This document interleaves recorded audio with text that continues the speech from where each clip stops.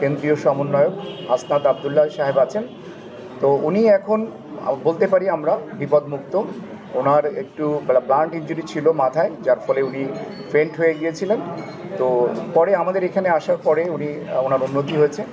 আমরা তাকে ওসেকে ছিল অন স্টপ ইমার্জেন্সি সেন্টার থেকে আমরা আজকে তাকে কেবিনে শিফট করেছি।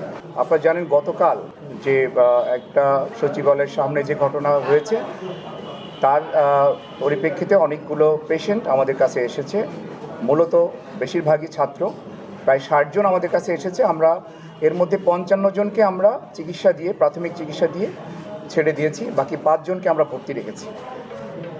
এই 5 জনের মধ্যে আপনারা জানেন কেন্দ্রীয় সমন্বয়ক আসনাদ আবদুল্লাহ সাহেব আছেন। তো উনি এখন বলতে পারি আমরা বিপদমুক্ত। ওনার একটু ব্লান্ট ইনজুরি ছিল মাথায়, যার ফলে উনি ফেন্ট হয়ে গিয়েছিলেন। তো পরে আমাদের এখানে আসার পরে ওনার উন্নতি হয়েছে। আমরা তাকে ওসেকে ছিল অন স্টপ ইমার্জেন্সি সেন্টার থেকে আমরা আজকে তাকে কেবিনে শিফট করেছি। উনি মোটামুটি ভালো আছেন। তবে আমাদের সাথে এই 5 জনের মধ্যে 2 জন তাদের সার্জারি লাগছে। নিউরো সার্জনরা একজনকে অলরেডি ওটিতে নিয়েছেন, আর একজনকে নেবেন, আজকেই তাদের সার্জারি করবেন। তো বাকি রুগীরা প্রাথমিক চিকিৎসা নিয়ে চলে গেছেন, আর বাকি যে 3 জন আছেন ওনারা ভালো আছেন।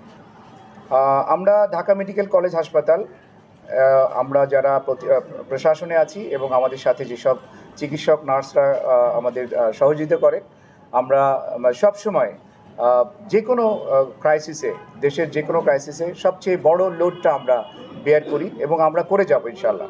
আপনাদের সহযোগিতায় আমরা এই দায়িত্ব নিচ্ছি। আর একটা বিশেষ বিষয় আমি বলতে চাই, আমাদের এখানে এখনও 100 জন ভর্তি আছে। টোটাল 850 জন আমাদের এখানে ভর্তি হয়েছিলেন। 2000-এর উপরে রুগী আসছিলেন, তার মধ্যে 850 জন আমাদের এখানে ভর্তি হয়েছেন। এখনও আমাদের কাছে 100 জন রুগী আছে। এর মধ্যে আইসিইউতে আছে 9 জন, আর অন্যান্য বিভিন্ন ওয়ার্ডে আছে general surgery, orthopaedic, neuro surgery, ENT, এই ওয়ার্ডগুলোতে আমাদের রুগীরা আছে। তো বেশিরভাগ আইসিইউতে যে কয়জন আছে, আপনারা জানেন যে আইসিইউতে থাকা মানে তাদের অবস্থা একটু ক্রিটিক্যাল। বাকিরা আশা করি আমরা তারা সুস্থ হয়ে যাবে। আপনারা জানেন যে সরকারি হাসপাতালে সকল ওষুধ এবং জিনিসপত্র সরবরাহ থাকে না, কিন্তু আমরা এই যে বৈষম্যবিরোধী ছাত্র আন্দোলনে আহত যারা আছেন তাদের জন্য আমরা সব কিছু বিনামূল্যে ব্যবস্থা করছি এবং তাদেরকে আমরা নির্দিষ্ট কয়েকটা ওয়ার্ডের মধ্যে রেখেছি, যাতে তাদের ম্যানেজমেন্ট বা মনিটরিং বেটার হয়। সেই জন্য আমরা তাদেরকে বিভিন্ন কয়েকটা ওয়ার্ডের মধ্যে রেখেছি। আমি আপনাদের মাধ্যমে সবাইকে একটু আহ্বান জানাবো। আপনারা জানেন যে এই রুগীগুলো বেশিরভাগ বুলেট ইনজুরির রুগী। তো বুলেট ইনজুরি মানে এখানে একটা ইনফেকশনের চান্স থাকে। তো ভিজিটর একটু নিয়ন্ত্রণ করা দরকার। আমরা নিজেরা অনেক সময় হিমশিম খেয়ে যাই।